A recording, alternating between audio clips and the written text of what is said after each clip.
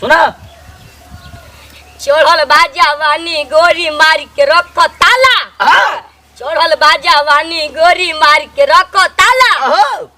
लड़किया का गावत हो? का गावत है भैया? फेर में न रहो बाबू रहो बचाई के। अच्छा फेर में न रहो बाबू रहो बचाई के।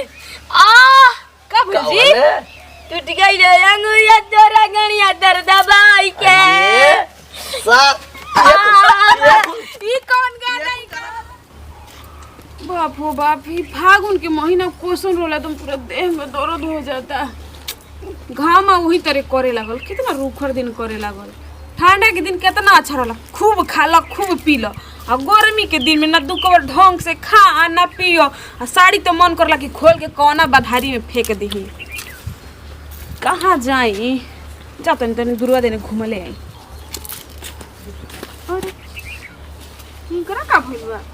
काहे जी देवर बबुआ काहे मन मार के बैठल भाई? का बताई भौजी माल धोखा दे रहल। ऐसे मन मार के बैठल भाई? पढ़े लिखे के उम्र में माल धोखा देले ई सब बुझाला? एक बीता के होइए बनी हैं? का करबो ऐसन? जाई होली में तनी बढ़िया ले मना लीही तब कहे बोली जी। हमरो ले का खिसियाइल बनी? नहीं तोरी कते ना खिसियाई नहीं तो हमारा से बोली कम से कम। देखो तनी फागुन के महीना बा, बढ़िया ले बोलम बतियम तभी ना रंग खेलल। का करबो भौजी, तू हमसे इतना प्यार करेलू, वो तो हमके चप्पल से मार के भगा देलो। तो हमार लाडला देवर हई तरवा के ना मानम तो केकरा के मानम बताई? बैठा जब बोली ऐसे मन मार के ना बैठल जाला। का करू, बहुत प्यार करतनी हवा कि छोड़ के चल गइल। इतना रोए के मन करत ना। पागल कहीं के एगो गइल 10 गो आई हसन।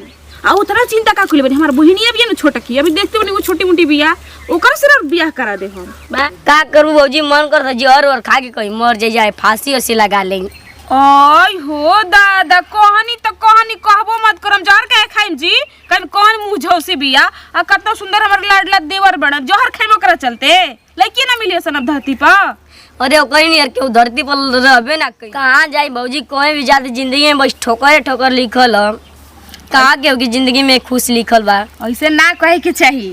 अभी तो उमर ये का बा? अभी तो खेले खाएला उमर बदाउर। आराम से खाई पी तो मस्ती करी। अभी बौरा कहीं के हाथ ना टेंशन ले लेला। अभी कच्चा किया के समझ जइतई ना, का बताई हम। अतना प्यार करत रही ना। अरे सही में हो, खाली उहे लौकतिया। हां क्वेश्चन रहे। हां क्वेश्चन रहे, गोर रहे कि करिया? गोर गोर रहे।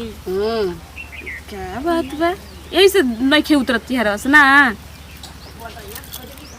खाना उठ के आ चनावा दिखा दे हम, बुझाइल? अब एक भी तक हिल बाबूजी से कर लगम शिकायत नु तो कुल प्यार के भूत उतार दिए बाबूजी।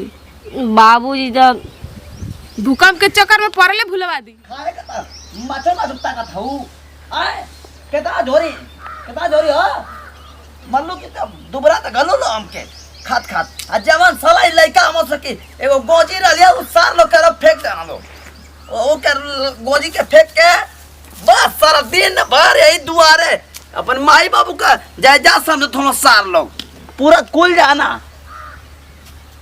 ए चवनिया ससुरा यो दिन भर गायब रहा था। अभी कहानी तो कहानी बाबूजी भी सब भनको ना लागे के चाहिए ना, तो मालूम है ना बाबूजी के तो खिसिया बने जाना देवा की का करबू।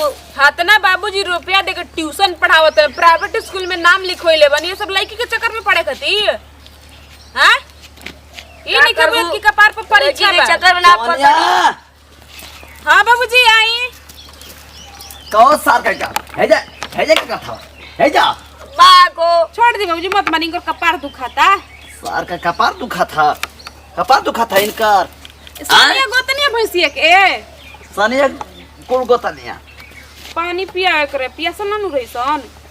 आ तू का थरे ना पिया सकत हवे करे कपार दुखात हो, चुपचाप रहता। सार का अरे बाप रे बाप, कपार दुखा था। मत मारी बाबूजी, देखा मान जा, दिमाग खराब मत करा।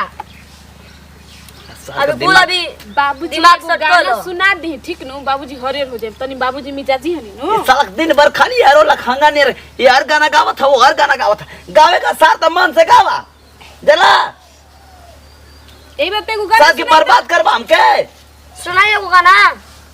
गाओ एगो गाना गाओ सुनी दे कैसन गाओ थवे तो का पूरा खेत बाड़ी बेच के गवाई लेके सार मन से गईबा तब